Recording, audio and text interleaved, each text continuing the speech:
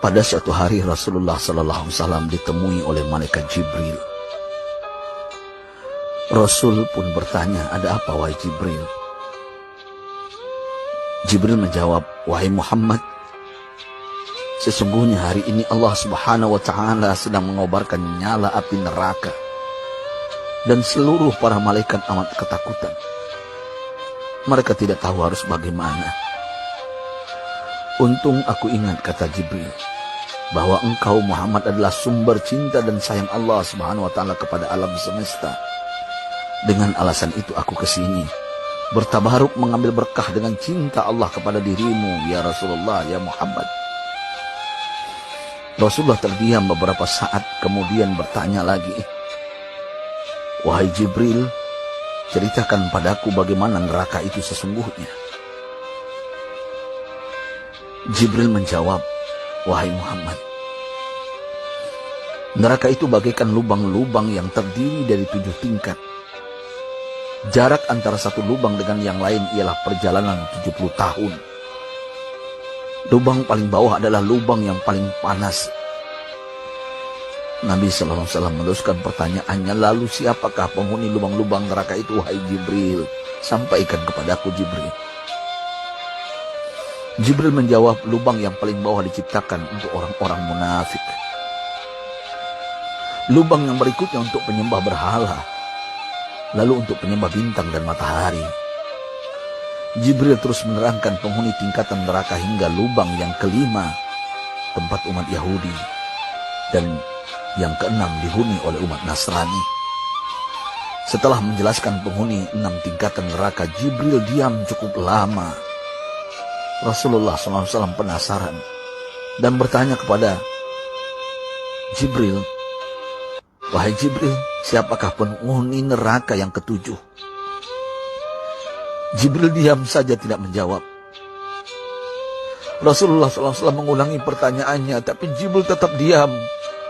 Rasulullah tambah penasaran dan mendesak Jibril agar dijawab pertanyaannya. Akhirnya Jibril pun berkata, "Umatmu, wahai Muhammad, mereka itu para pelaku dosa besar di kalangan umatmu, yang dimana sampai mereka mati belum sempat bertaubat." Mendengar jawaban Jibril, Rasulullah langsung jatuh pingsan. Jibril merangkulnya dan meletakkan tubuh baginda di atas pangkuannya.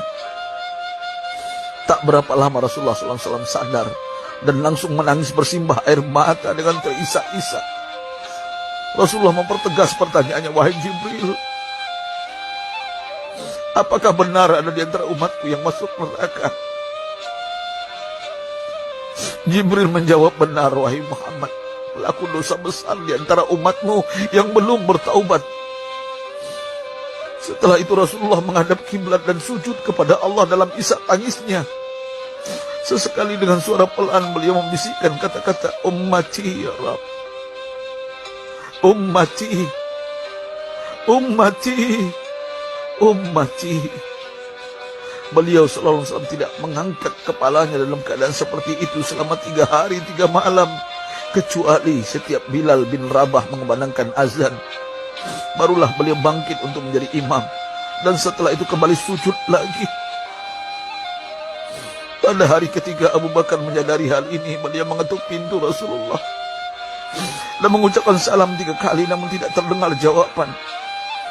Abu Bakar sedih dan berseru di hadapan pintu Nabi besar Muhammad SAW, "Apakah ada jalan untuk masuk ke rumahmu ya Rasulullah?" Tetap tidak ada jawaban. Di jalan Abu Bakar bertemu sahabat Umar. "Mengapa engkau menangis, wahai Abu Bakar?" kata Umar. Abu Bakar menceritakan keadaan Rasulullah SAW. Maka Umar pun melangkah menuju rumah Rasulullah dan terjadilah hal yang sama. Umar pun pulang dan menangis. Di jalan Umar bertemu sahabat Salman Al-Farisi. Dengan terisak Umar bercerita kepada Salman hingga membuat dia amat sedih, namun tidak berani mengulangi hal yang sama. Salman melangkah menuju rumah Fatimah radhiyallahu anha dan menceritakan hal itu. Setengah berlari Fatimah menuju rumah ayah tercinta dan mengetuk pintu sambil mengucapkan salam. Mendengar suara lembut putri tercinta, sejuklah dada Rasulullah. Beliau bangkit dari sujud dan membuka pintu. Alangkah terkejutnya Fatimah melihat Rasulullah, ayah tercinta, amat kurus dan pucat. Fatimah memeluknya lalu menangis. Wahai ayah, apa yang terjadi?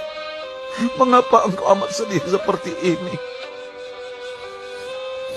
Rasulullah kembali menangis dan berkata dengan suara lirih, wahai Fatimah, belahan jiwaku, bagaimana mungkin aku tidak sedih sedangkan Jibril mengatakan akan ada kelak umatku yang akan masuk neraka. Subhanallah, betapa besar cinta Rasulullah kepada kita umatnya. Sahabatku, Rasulullah mencintai kita.